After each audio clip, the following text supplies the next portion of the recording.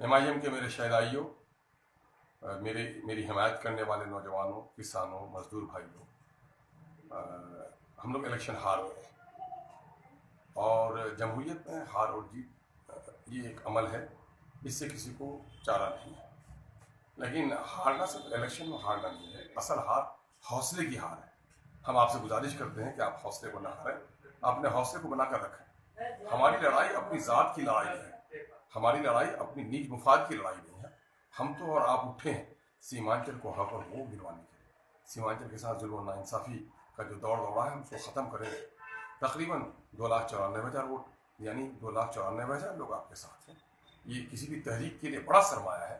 آپ گھبرائیں نہیں، پورا ملک اس وقت فرقہ پرستی کے جنون کا شکار ہوا ہے، لیکن اپنا علاقہ ہمارا کہیں نہ کہیں معصومی، بے خبری، خوف کا شکار ہو کر چلے گئے ہیں۔ ہم ان کو برا بھی نہیں کہتے، ہم اپنی کوشش کو جاری رکھیں گے، ہم اپنے حوصلے کو برقرار رکھیں گے۔ ہم صرف پارلیمنٹ اور اسمبلی کے لیے نہیں، بلکہ ہم سیمانچل کے حق اور حقوق کی لڑائی لڑنا چاہتے ہیں۔ یہ لڑائی ہم کو ہر دن لڑی ہے۔ آپ قطعاً مایوس نہ ہو، مایوسی جرم ہے، اور جو قوم مایوس ہو جاتی ہے وہ قوم دنیا میں اپنا حق اور حصہ نہیں لے سکتی ہے۔ آپ اپنا حوصلہ بنائے رکھیں، ہے نا، اور غم کو دبا دیں اور اپنے حوصلے کو لے کر کے آگے بڑھنے کا کام کریں، اور کہیں بھی کوئی رد عمل کرنے کی کوشش مت کریں، کسی کے خلاف کوئی شکوہ نہ کریں۔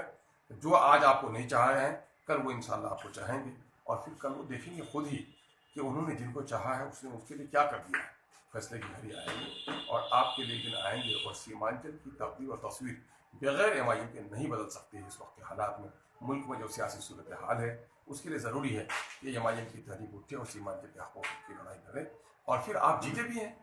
ہم لوگ قومی سطح پر 3 آدمی، ہمارے قائد جناب بیرسٹر اسد نبی صاحب، بھائی امتیاز جلیل صاحب لڑ رہے تھے، میں لڑ رہا تھا۔ آپ 2 جگہ جیتے ہیں، 1 جگہ ہارے، اس لیے اس جیت کا شکرانہ بھی ادا کیجیے، اور اس ہار کو ہار نہیں بلکہ حوصلے کو بلند کر کے آئندہ جیتنے کی کوشش کیجیے۔